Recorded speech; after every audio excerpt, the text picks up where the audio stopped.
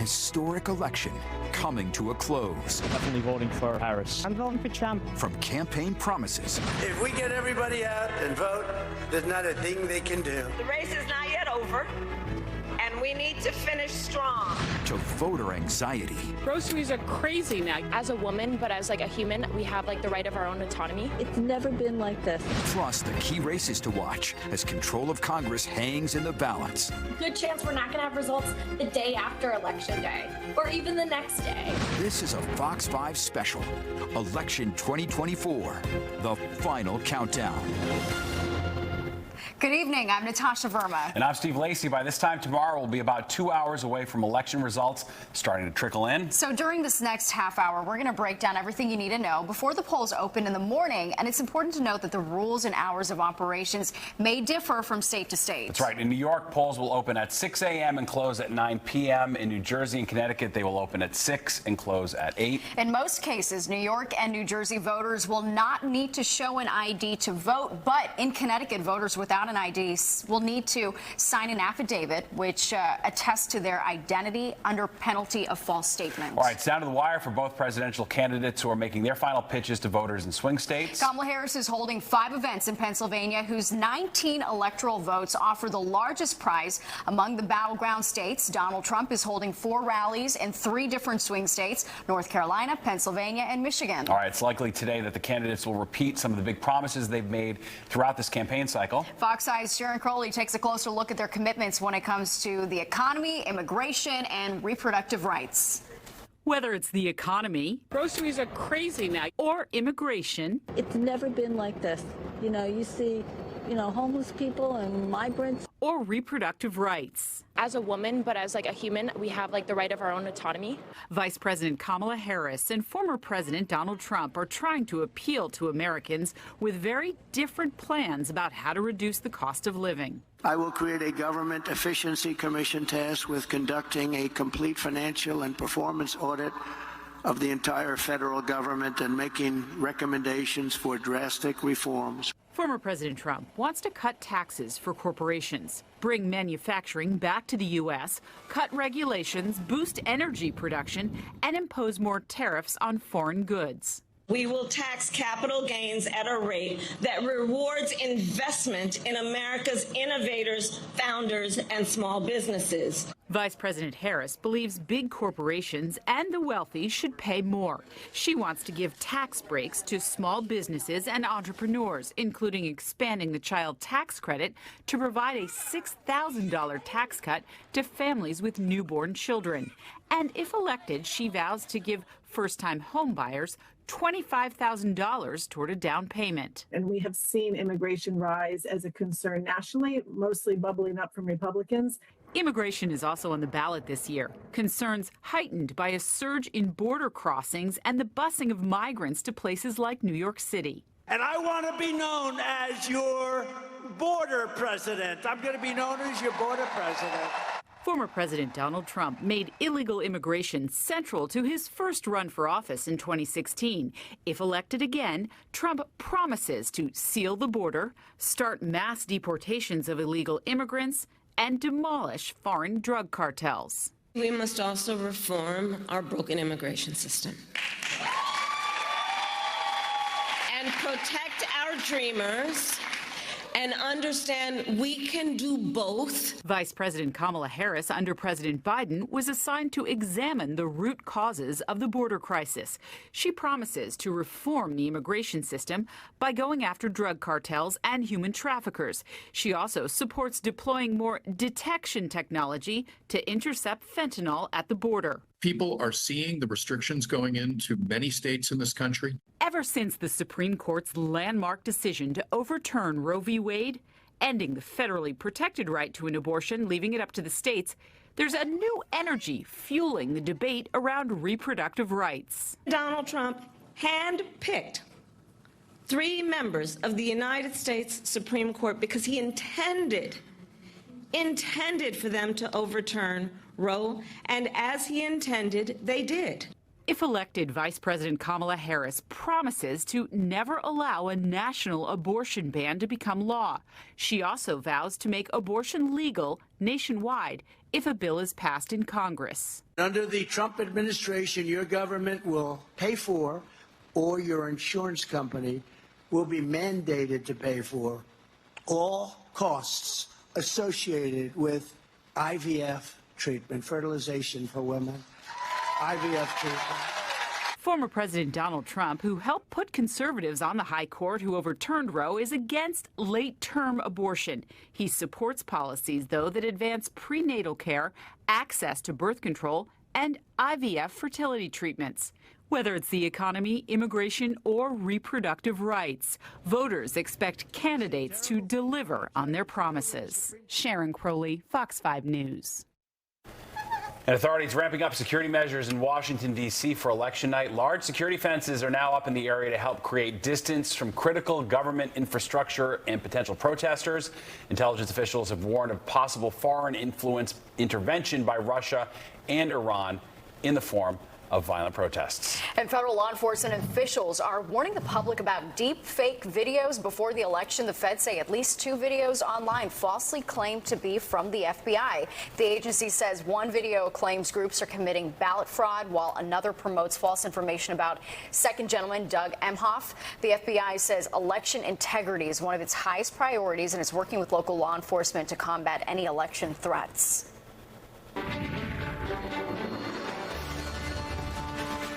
New York not considered a swing state in the presidential election, but there are several tight congressional races in our area. Yeah, races that could have an impact on which party controls the House of Representatives. Morgan Mackay is live at the Fox 5 Flipboard with a look at these hotly contested districts. Morgan. Yeah, Steve and Natasha, New York has 6 congressional districts, an our viewing area that both Democrats and Republicans are fighting hard for this year. Out of those 6, 4 are currently held by Republicans and 2 are held by Democrats. So starting first with number 1, New York's 1st congressional district. It is currently being held by Republican incumbent Nick LaLota, who is in his 1st term, and he's being challenged by John Avlon, a Democrat who was recently an anchor on CNN. Former President Donald Trump won this district by about 4 points in 2020. Next, New York's 3rd congressional district. It is currently being held by Democrat Tom Suozzi, who held the seat previously but left to run for governor. After Suozzi lost the gubernatorial primary, he then ran in a special election following the ousting of former Congressman George Santos. Suozzi is being challenged by Republican Mike LaPetrie, who was a former state assemblyman. President Joe Biden won this district by about 10 points in 2020. So next, New York's 4th congressional district, currently being held by incumbent Republican Anthony D'Esposito. He's in his 1st term. He's being challenged by Democrats and former Hempstead town supervisor Laura Gillen.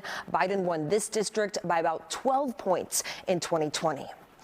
And up next, New York's 17th congressional district, currently being represented by Congressman Mike Lawler, a Republican. He's in his 1st term. He's being challenged by former Congressman Mondaire Jones, who used to represent the 17th district, but after redistricting, Jones chose to run for a different district in 2022 and lost. There's also a 3rd-party candidate, Anthony Frascone, who has done 0 campaigning and no fundraising. Next up, New York's 18th district, currently being held by Democratic Congressman Pat Ryan, who's in his 1st term. He's being challenged by Republican Allison Esposito, who ran for lieutenant governor with Lee Zeldin in 2022. Now Biden won this district by about 5 points in 2020. And lastly, New York's 19th congressional district. It's currently being represented by Congressman Mark Molinaro, who is a Republican. He's in his 1st term, and he's being challenged by Democrat Josh Riley, who ran against Molinaro in 2022 and lost by just 2 points. So they're trying it again. Biden won this district by only about 1 point in 2020.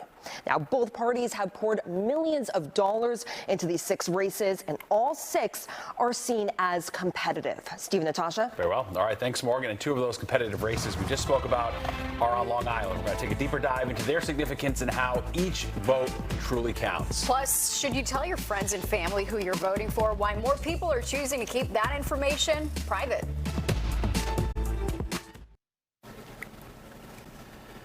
Well, while New York is not considered a swing state in the presidential election, Long Island has several newly redrawn congressional districts that could tip the balance of power in Congress. Fox 8 Jody Goldberg takes a closer look at these races and if most voters are aware of the impact they could have. As many Long Islanders get ready to cast their ballots. I'm definitely voting for Harris. I'm voting for Trump. Voters should pay attention when filling them out, as it's the first general election after the latest round of redrawing congressional district boundaries. They don't know the people that are running. They don't know their positions. And quite frankly, unless it affects them personally, they don't care. But people should care, according to political consultant Mike DeWitziak, who says residents, depending on where they live, may be voting for a representative in a different district than 2 years ago. In the Swazi district, parts of Huntington, which weren't represented by Tom Swazi before, will now be voting for the choice between LaPetrie and Swazi. Big part of Brookhaven in the southeast now is in the Lota district and not the Garbarino district. And then a big part of Massapequa Park is now back in the Garbarino district. Pollsters say every vote counts, as this year the presidential election is hardly the only race that matters when it comes to which party holds the power. Vote, because otherwise you're not part of a democracy. It's about civic responsibility. The closer the margin, the more important my vote is. Democrats have their work cut out for them to keep the majority in the Senate. I'm well aware of what the vote means. As for the Republican-led House, what happens in 2 of Long Island's districts could have national implications. In the first, I would give Lota an edge to win that one. The second, rated as a safe Republican seat for Andrew Garbarino. The third is rated a likely Democratic seat for Swazi. And then in the fourth, which is the real barn burner of the race, Gillen has a very big edge in turnout. Now Gillen is going against Rep. Anthony D'Esposito. The 4th district is the only district that isn't impacted by the redrawing of the maps, but it is one where the outcome could determine who controls the House. On Long Island, Jody Goldberg, Fox 5 News. And New York Attorney General Letitia James reminding New Yorkers about voter safety. Voters having problems can contact the Election Protection Hotline. Staffers help you troubleshoot any problems that you might have if you cast your ballot. New Yorkers are protected from voter intimidation, deception, and obstruction under state and federal law. Well, with early voting over here in New York, we're now getting a closer look at some of the city's early voting stats. The city's Board of Elections says more than 1 million people cast their ballots between October 26th and yesterday. The total represents more than 20% of the Big Apple's active registered voters. Brooklyn led the way with more than 345,000 early votes. New York State polls open tomorrow from 6 a.m. until 9 p.m. All right, are you telling your friends and family who you're voting for this year? All right, more people are choosing not to, saying it's a personal matter that no one else needs to know about. Fox 8's Teresa Friolo talked to some of these so-called secret voters. No. I mean, no, we don't talk about it. Will you share it after the election? Will you talk? Oh, no. No one's business but my own. We all know the phrase, mind your own business. But for many voters this election day, that extends into and out of the voting booth. I don't share much of my political opinions. This election has proven to be so polarizing, with voters fired up on both sides of the aisle.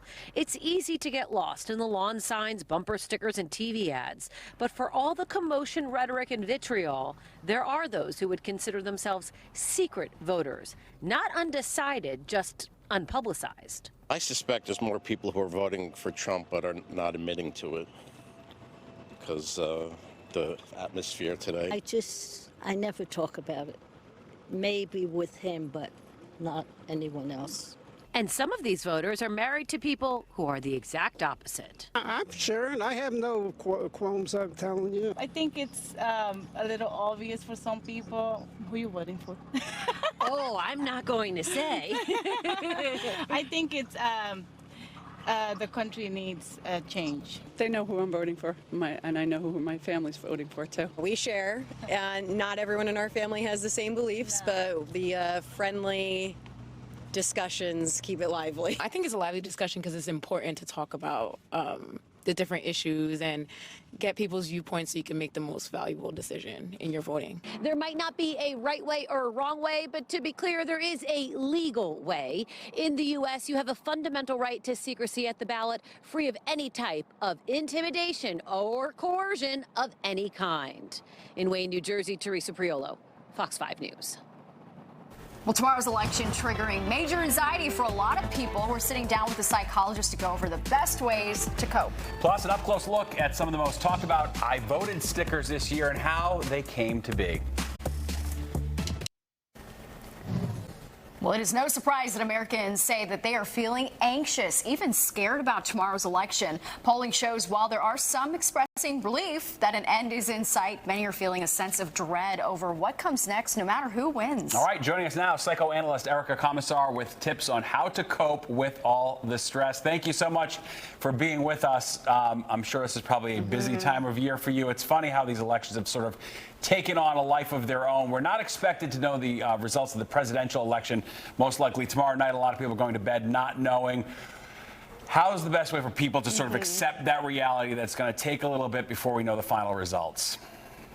Well, the definition of anxiety is really projecting loss into the future. So if we become preoccupied with loss, that's what causes anxiety. So what I tell people and my patients to do is to limit their exposure to election coverage. You know, if you want to check in and look at it, do so, but do it with limits. You know, look at it, but then go back to your normal routine.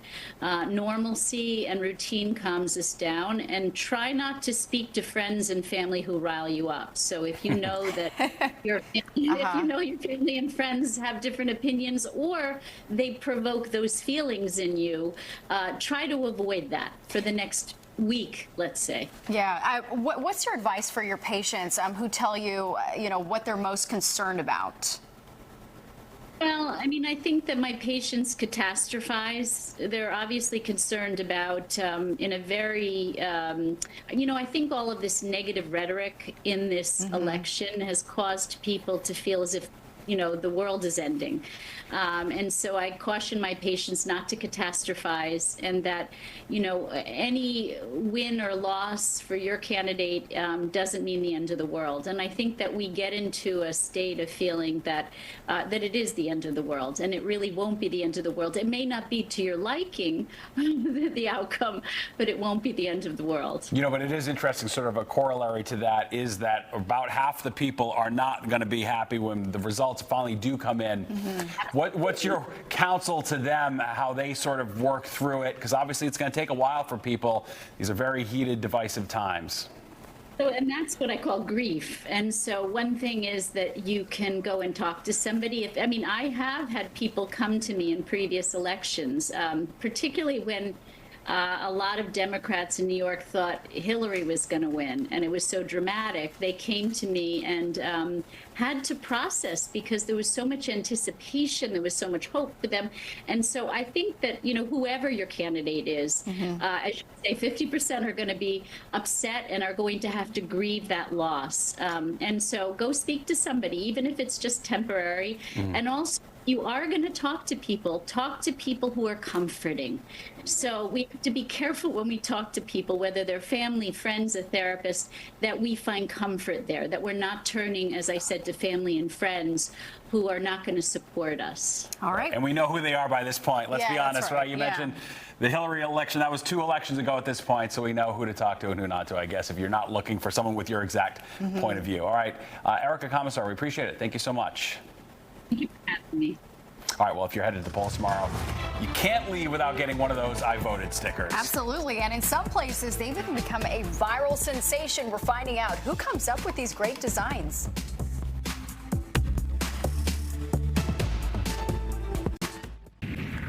Well, for many people, one of the most exciting parts of voting in person is getting that coveted I voted sticker. Some of the designs are getting a lot of attention this year, but it begs the question, who actually comes up with them? Jared Halpern brings us a story behind a few of those viral stickers.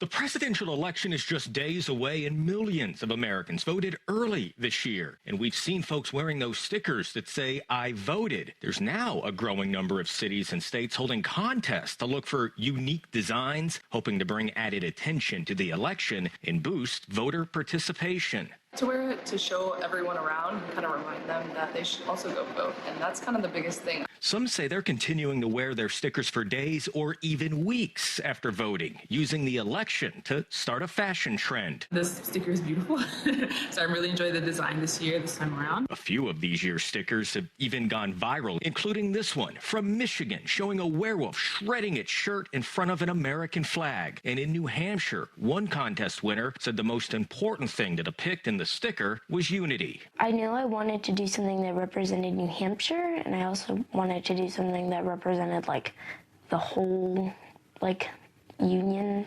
America. Some voters also say the stickers have another purpose, bringing Americans together at a time of deep division by focusing on our shared values, including the pride we may feel in participating in the democratic process. You do it your way, you vote for who you want to represent you in this country. That's what I just did. There's also a national contest for designing the stickers. It was launched in 2019 by the Election Assistance Commission. In Washington, Jared Halpern, Fox 5 News. Here we go. And your I Voted sticker can help you score lots of freebies in the city tomorrow. Krispy Kreme celebrating democracy by offering all guests a free glazed donut at participating stores. Cycle Bar will let you sign up for one free spin class if you send them a picture with your I Voted sticker. And Spin the Ping Pong Social Club is offering anyone who shows up with their I Voted sticker a free hour of play. You can find more Election Day freebies and discounts on our website, fox5ny.com. Well, do you need to de-stress from the election? If so, how about a visit from some new furry friends? All right, a special event happening tomorrow where you can take a break from the news cycle and play with puppies.